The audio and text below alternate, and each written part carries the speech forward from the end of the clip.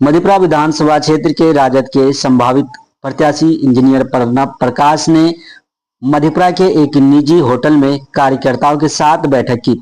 बैठक में सैकड़ों की संख्या में कार्यकर्ता पहुंचे। उक्त बैठक को संबोधित करते हुए राजद नेता इंजीनियर प्रणब प्रकाश ने कहा कि चुनाव आयोग ने जो चुनावी समय में एक नई फरमान जारी की है, जिसमें वोटरों से जन्म प्रमाण पत्र की मांग की जा रही है, इनका पुरजोर विरोध कर रहे हैं। जो वोटर बिहार से बाहर है वह जन्म प्रमाण पत्र कहां से बनाएंगे और 25 दिनों का समय है, ये सब संभव नहीं है। इसलिए हम लोगों ने अपने कार्यकर्ता के साथ बैठक की है और तेजस्वी यादव को मुख्यमंत्री बनाने के लिए घर घर जाकर मतदाताओं को जागरूक करना है और उसे सभी दस्तावेज के बारे में जानकारी देना है। आगे उन्होंने कहा कि चुनाव आयोग ने जब से ये पुनः निरीक्षण का ये मामला शुरू किया है, तब से बिहार में लोग परेशान हैं। लोगों के पास डेट ऑफ बर्थ सर्टिफिकेट नहीं है। ऐसे में लोग को डर है वोट दे पाएंगे या नहीं दे पाएंगे। सिर्फ 1 महीने बचा है, डॉक्यूमेंट जमा कराने हैं। लोग बिहार में कम रहते हैं, ज्यादातर लोग बिहार से बाहर रहते हैं। किस तरह से ये होगा, इनको लेकर लोगों में बेचैनी का माहौल बना हुआ है और यहाँ मजदूर तबका के लोग ज्यादा हैं जो दूसरे रियासतों में काम करने जाते हैं। बिहार विधानसभा 2025 में राष्ट्रीय जनता दल का जो हमारा प्रोग्राम है, प्रोग्राम को हम अपने कार्यकर्ताओं के बीच लेके आए हैं और आज मधेपुरा प्रखंड के सभी 17 पंचायत से एवं नगर परिषद से जो हमारे सक्रिय कार्यकर्ता गण हैं, उनकी उपस्थिति में हम लोग इसकी बैठक की चर्चा करने जा रहे हैं कि किन मुद्दों को लेके हमें जाना है और खास करके जो अभी जो मतदाता सूची के लिए विशेष पुनरीक्षण की जो बात हो रही है चुनाव आयोग की, उसके आलोक में हम लोग अपने कार्यकर्ताओं से बात करने जा रहे हैं। क्या जो गरीबी की बात है, इन सभी बातों से राष्ट्रीय जनता दल के जो प्रोग्राम है उसके उनको लेके हम लोगों के बीच जा रहे हैं और बहुत अच्छा समर्थन लोगों से मिल रहा है। आगे क्या संदेश हम अपने कार्यकर्ताओं को ये संदेश देना चाह रहे हैं इस बैठक के माध्यम से।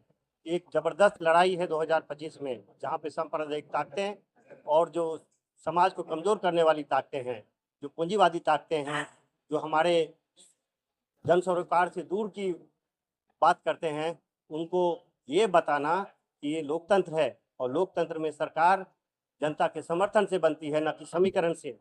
ये बात लेकर के हम लोग जनमानस में जा रहे हैं। बिल्कुल, राष्ट्रीय जनता दल की नीति है कि 100% डोमिसाइल हो सरकारी नौकरियों में, अन्य राज्यों में भी है। तो ये डोमिसाइल की नीति हमारे घोषणा पत्र में शामिल किया गया है और इस डोमिसाइल की नीति से सबसे अच्छी बात यह है कि जो टीआरई की परीक्षाएं हुई है उसमें बहुत कम नंबर से हमारे बच्चे छूटे हैं और उन सभी बच्चों को इस डोमिसाइल की नीति से काफ़ी लाभ होने वाला है। देखिए, 20 साल सरकार में रही है और 20 साल के सरकार के बाद आज महंगाई चरम पे है, कार्यालयों में भ्रष्टाचार चरम पे है। ये बात आपसे हमसे किसी से छुपी नहीं है। विश्वविद्यालयों में पढ़ाई में अराजकता है, अस्पतालों में मधेपुरा अस्पताल मेडिकल कॉलेज की क्या हालत है, दुर्दशा है, आप सब जानते हैं और कमोबेश यही स्थिति पूरे राज्य की है। तो ये बात जो कहते हैं कि राष्ट्रीय जनता दल कहीं नहीं है, सरासर बेबुनियाद है। राष्ट्रीय जनता दल एक सरजमीनी पार्टी है। जो आप इस हॉल में जो कार्यकर्ता देख रहे हैं, एक एक कार्यकर्ता अलग अलग गाँवों से, पंचायत से, नगर परिषद के विभिन्न वार्ड से आए हैं। तो इससे आपको अंदाजा लगेगा कि राष्ट्रीय जनता दल के कार्यकर्ता कितने मोटिवेटेड हैं और कितनी सरजमीनी बात कर रहे हैं। अगर बात करें कि जो 2005 में स्थिति थी, अभी की स्थिति में बदतर है, बिहार में कुछ हुआ ही नहीं था, हम आगे तो करके दिखा।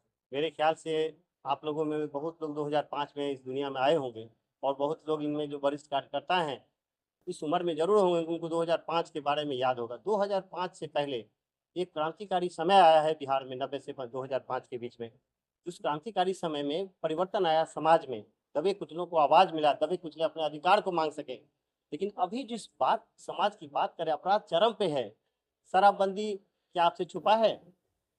शराबबंदी के बावजूद हर एक जगह पे उपलब्ध है।